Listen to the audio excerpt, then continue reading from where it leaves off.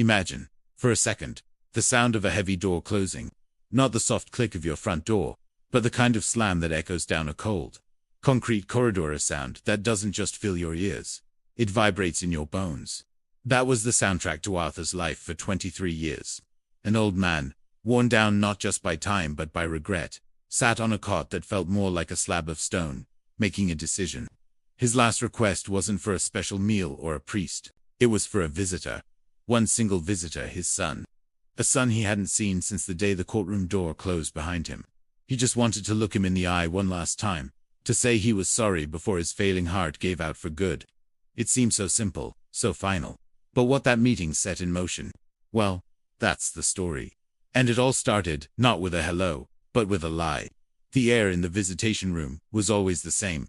Stale coffee, industrial bleach, and the faint metallic temps of despair. Arthur shuffled in, his orange jumpsuit hanging off his gaunt frame, the cuffs on his wrists cold and heavy. His hands, gnarled with arthritis, trembled slightly. He de-practiced what he would say 1,000 times in his head. I'm sorry, David, for everything, for not being there, for the man I was. He could see a figure already seated on the other side of the thick plexiglass. A silhouette he desperately tried to map onto the memory of a 16-year-old boy. But the man who picked up the phone on the other side wasn't David. This man was younger, maybe in his early 30s. He had kind eyes, but they were clouded with a confusion that mirrored Arthur's own. He held the receiver to his ear, and Arthur, his own voice a dry rasp, spoke first. David, son, is that you? There was a long pause. The young man on the other side of the glass shifted uncomfortably. He cleared his throat. No, sir, he said, his voice gentle but firm. My name is Ben. I'm a social worker with the Innocence Project. Your lawyer contacted us. We've been looking into your case. Arthur felt the world tilt. The breath left his lungs. This wasn't his son. This was a stranger. For a fleeting second, a raw paternal anger fled. This was his last wish, his final moment of peace, and it had been hijacked. Where is David? He demanded, his voice gaining a strength it hadn't had in years. I asked for my son. They promised me my son. Ben leaned closer to the glass, his expression one of profound empathy, but also unwavering seriousness. I know, Mr. Jenkins, and we will try to find him. I promise you that. But first, I need you to listen to me. Really, listen. The reason your lawyer called me is because we found something we need to ask you about. He unzipped a leather satchel and pulled out a thin file, placing it against the glass. It was a faded evidence report from 1999. Arthur's eyes, tired as they were, scanned the page. It was about the convenience store robbery, the one that had put him here. The one where the clerk had been pistol-whipped and left with permanent brain damage. The one Arthur, a desperate addict, who'd been in the wrong place at the wrong time, had confessed to after 18 hours of interrogation and a promise from a detective that he'd make it easier on him. This is the initial statement from the clerk. Taken in the ambulance, Ben said, his finger pointing to a specific line. He was fading in and out of consciousness, but the paramedic wrote down what he said. He described the man who hit him. He said, and I quote, he had a snake, a blue snake. On his neck, Arthur's blood ran cold. He remembered that detail. The lead detective had mentioned it during his interrogation, a fact never released to the press. A fact used to pressure him, to tell him they knew it was him. But, you don't have any tattoos, Mr. Jenkins, Ben said softly. His eyes locked on Arthur's. We checked your intake photos from that night. Not a single one. Certainly not a blue snake on your neck. The room seemed to shrink.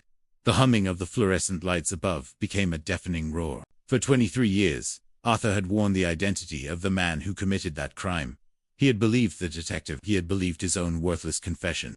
The guilt had become a part of him, a second skin he could never shed.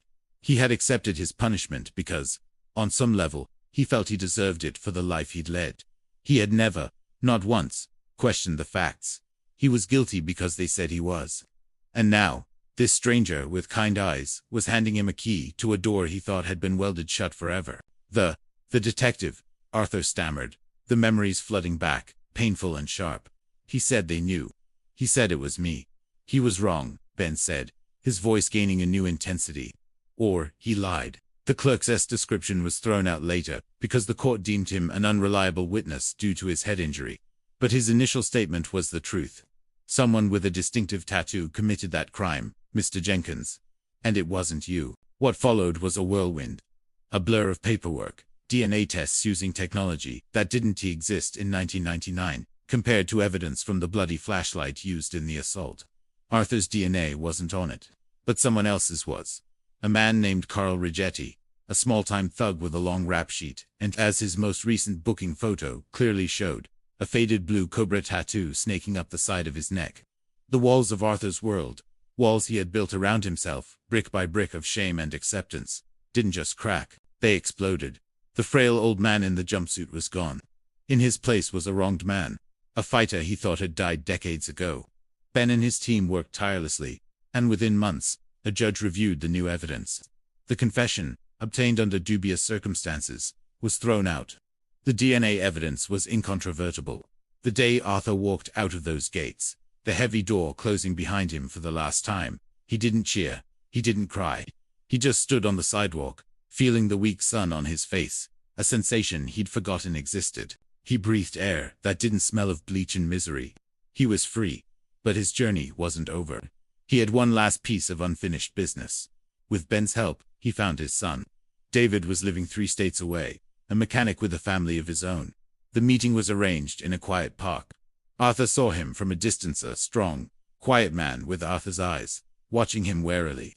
Arthur walked toward him, his heart hammering against his ribs. He had no right to ask for forgiveness. He had been an absent father, then a convict, and his absence had shaped David's life in ways he could never undo. He stopped a few feet away. "David," he said, his voice quiet. I know I don't deserve your time. I just needed you to know. I didn't do it. I didn't commit that crime. I'm so sorry for everything else, for all the years I missed, for not being the father you needed." David looked at him for a long time, his gaze taking in the old, frail man before him.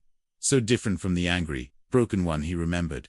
The silence stretched, filled with the ghosts of 23 lost years. Then, David nodded slowly, a single tear tracing a path down his cheek. He didn't embrace him. Not yet. That would come later, with time. But he said the words that meant more to Arthur than any judge's ruling.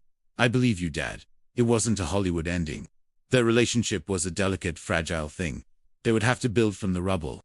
But it was a start, a beginning, born from an ending." Arthur's last wish wasn't for freedom. It was for forgiveness. But in seeking that forgiveness, he found his freedom. He got to meet his grandchildren. He got to sit at a family dinner table.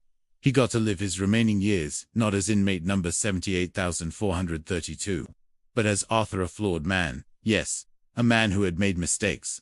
Absolutely. But an innocent one. And that is the power of a single question. The courage to doubt what you've been told. To challenge a story everyone else has accepted. Arthur's story is extreme, but we all have our own versions of accepted truths about ourselves, about our past, about people we've written off. What if we had the courage to ask one more question, to look for the blue snake tattoo, the detail that changes everything? His story is a reminder that it's never too late for the truth to set you free, and that sometimes the most profound journeys begin not with a step, but with a single, whispered doubt.